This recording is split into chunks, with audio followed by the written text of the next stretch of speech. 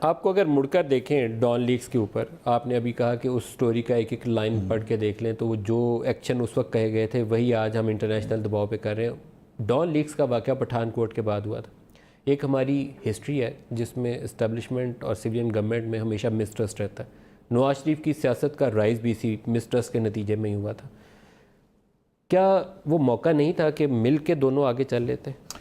کیا اس کو اخبار میں چھپوا کے کسی کو امبیرس کر کے جنگ جیتی جا سکتی تھی؟ نہیں جیتی جا سکتی۔ وہ تو ایک افسوسناک ہے کیسے ہوا یا کس بات پہ اخبار میں لیک ہوا، لیکن بات اخبار میں آپ کو میں کسی کو بلیم نہیں کر رہا، لیکن آپ کو لگا نہیں کہ وہ ایک اپروچ نامناسب ہو گئی جس سے ایک کنفرنٹیشن والی فضا پیدا ہوگی؟ یہ نہیں ہونی چاہیے تھی، اور دس اپلائز آن بوتھ سائڈس۔